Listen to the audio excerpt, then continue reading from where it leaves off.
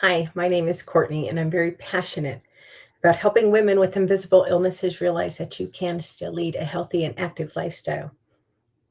It's just not going to be the one you had envisioned for yourself. And I got to tell you, those words are really a little different meaning for me this morning because I have come to the realization that I need to adjust some of my expectations, excuse me, in regards to my pain levels because it's been over a year.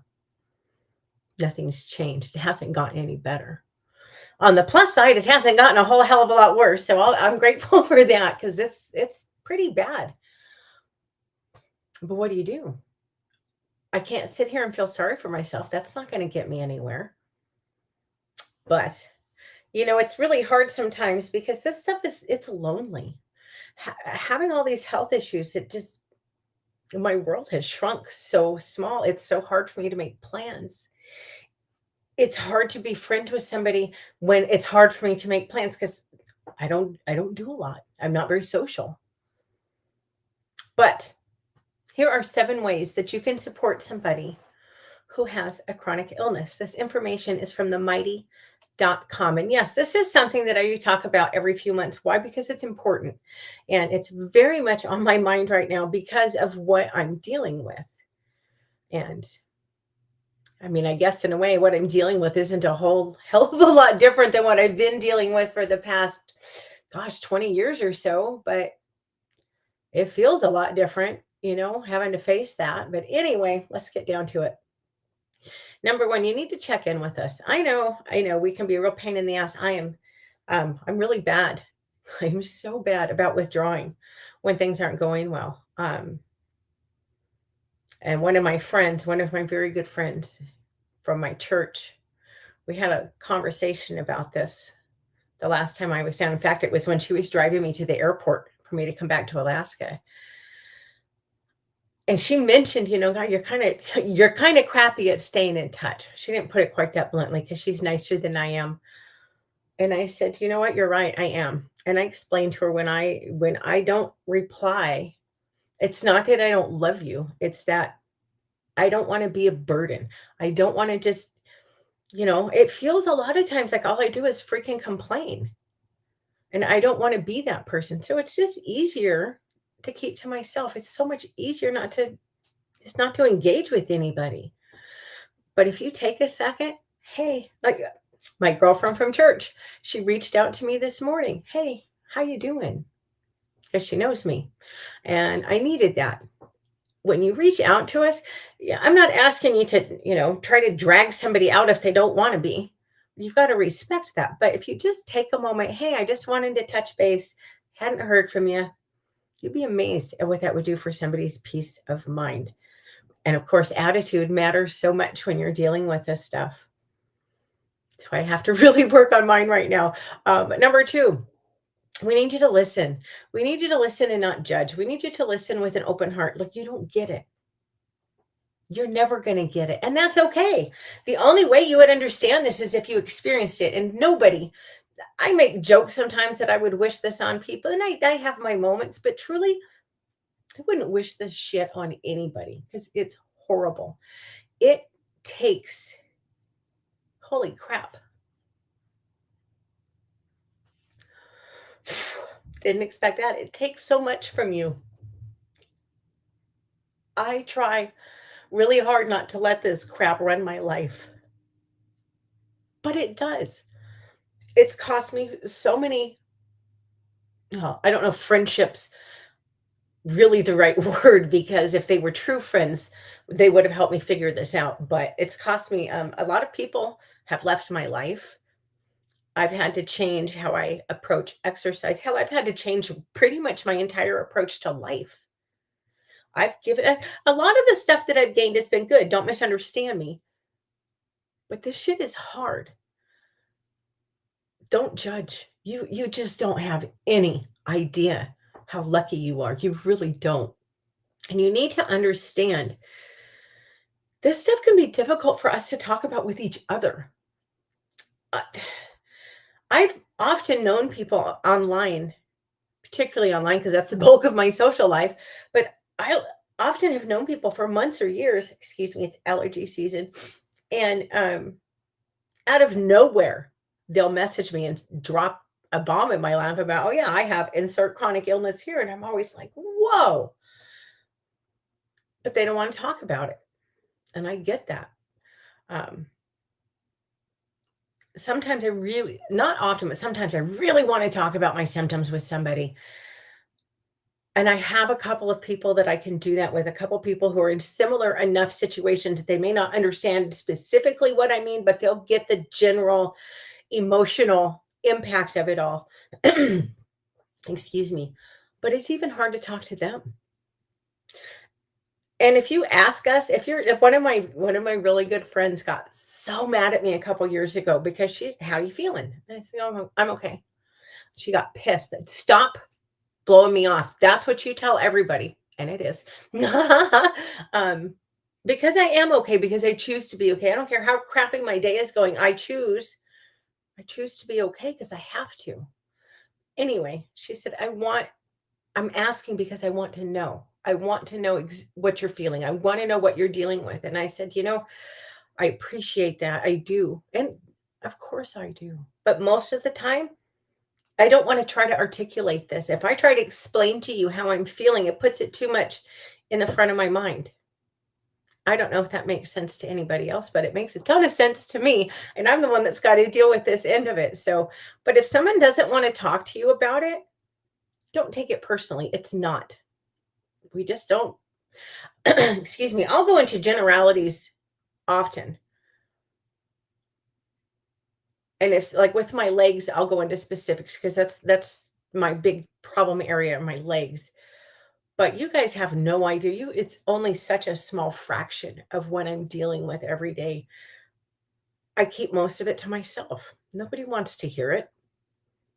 But that being said, and I'm rambling, I'm so sorry, but if somebody who's dealing with this trusts you enough to open up, just try to be open-minded, try to be open-hearted.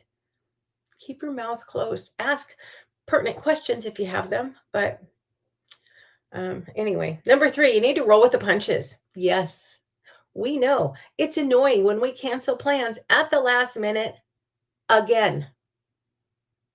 But think about that for a moment. First of all, if I don't like you, I sure as hell haven't bothered to make plans with you. And anybody who knows me knows that. I don't have the time, energy, or patience, and I don't get out much. So if I have made plans to get out with you, I think very highly of you. The circle of people that I physically interact with, face to face interact with, is extraordinarily small. And it's that way on purpose because I got so tired of, oh my gosh, you're such a flake. Are you canceling again? God, I don't know why I ever ask you to do anything. Then don't. Then don't. I really, frankly, I don't give a shit. Excuse me, but I don't. Don't make me feel guilty because I don't feel well. Look, if it means that much to you to spend time with somebody who has health issues, unless it's like a concert or something that's a once in a lifetime event, hey, I'm really sorry you're not feeling well. How about I go pick up your favorite dinner and I'll come over and we'll just hang out and then do it. I just hang out in quiet. Don't be high maintenance, for God's sakes. You'll get thrown out of my house so fast. If I'm not feeling good and you expect me to wait on you, you'll be asked to leave immediately. But come over and be a low maintenance guest. Just hang out. Again, let us know we're not forgotten. Let us know that, hey, I understand that it sucks. I may not understand what you're going through, but I understand that it sucks. So I'm here with you. I'm here for you. You would be amazed at what a difference that would make for somebody. Excuse me. It isn't about you. Boy, I know that's hard for some people to accept. Number 4, educate yourself. Now, I'm not telling you to become an expert, but take 30 seconds and get a general idea. Or, you know what? You can always ask. The direct approach is generally the best. But very few people in our lives bother to learn anything about our situation. They just kind of roll their eyes and, oh, here she goes again. And it makes it harder. So if you take just a moment or two, you'd be amazed at what that would do for somebody. Number 5, don't attend the pity party. Look, if you're the person dealing with this, you are absolutely entitled to be pissed. You're entitled to grieve. You're entitled to be sad, to be anxious, to be however it is you're feeling. But you can't live there. And if you're the outside person looking in, don't buy into the pity party. We don't need your pity. We need your support. We need your encouragement. But we don't need you to feel sorry. I honestly, I get kind of irritated, and I know that's unkind. I always try to take people at face value, and if I'm not certain, if I'm not exactly certain how to take something that you've said to me, I usually choose to give you the benefit of the doubt and to look at it from a positive perspective. But don't tell me, "Oh god, I feel so sorry for you." Why? Generally, I don't. 'Cause yes, things are tough, but things are tough for everybody. This is just my cross to bear. Everybody's got something. But don't feel sorry for us. That's that doesn't do us any good. And especially if I'm sitting here feeling sorry for myself, the last thing on earth I need is someone to come in and go, "Holy crap, you're right. Your life sucks." Don't do that. Say, "Hey, sorry today's not a good day, but," and find something kind to say. Or you could always just listen and not say much of anything. Number 6, do not become an enforcer. Oh my gosh, this drives me crazy. Sometimes we just say to hell with it, throw caution to the wind, and we go out and we indulge in behaviors or in food or cocktails or whatever it is. We'll go out and indulge in something that we know is not going to serve our purpose. It's not in our best interest. We know. Okay. We don't need you to, "Oh my gosh, why are you doing that?" "Because I want to be a normal person for a little bit." How's that? "Because I'm tired of having to make every single judgment in my life weighed against what's the impact going to be? How's this going to make me feel tomorrow?" You get tired of it. Is it smart to get to that point? Probably not. But you know what? You do. You get sick of worrying about it. You just want to throw caution to the wind. So don't be an enforcer. It's not your job to be our conscience. It's not your job to be the food police or whatever. Certainly not the fun police. "Oh my gosh, you can't do that. You're going to hurt yourself." Well, okay, you're right. But you know what? I'm going to hurt just sitting here anyway. So I may as well go out and do something fun and earn it. I don't know if that's something healthy people can really understand. But again, we just need you to be supportive, not judgmental. Sorry. Finally, to the end of the list. Obviously, this is something I'm really passionate about, but you need to accept us. Look, things have changed. Chronic means just that. It's not going to ever go back to how it used to be. We really don't need you to say, "Oh my gosh, well, you used to do this, that, and the other." Well, okay, I can't now. I don't need you to remind me of that. I don't need any guilt trips about, well, you used to be a better housekeeper. You used to be, I don't know, whatever the hell you were better at that you're not doing now. Things have changed. That old life's not coming back. We are far more aware of this than you're ever going to be. So try not to remind us. And I know, I understand. I shouldn't say understand. I can empathize with that's got to be hard for the other people in our lives. Hey, you used to be really reliable and you used to do this, that, and the other. And now, well, I'm sorry, but this is just where we're at. This is what we have to deal with. And, this stuff is hard enough. We don't need the people around us making it more difficult. Anyway, climb off my soapbox. Yeah, things have been rough for like, I don't know, it feels like almost forever. And I'm such a positive person for the most part. Sorry, I'm getting fidgety. And it's frustrating for me to feel this way. So I know what I need to do. I need to really take an emotional step back and I need to really analyze, why am I feeling so stressed? Because there was no point in me getting worked up over things I can't control. And I know that. So I'm going to have to sit down with a pen and a piece of paper and kind of just go through, hey, what's bothering me so much? There's a lot going on. And by the way, if anybody watching this, if you would please say a prayer for my dad, he's just really down, and he's 88. I don't like to see him down. Oh, I don't ever want to see him down, but it's harder.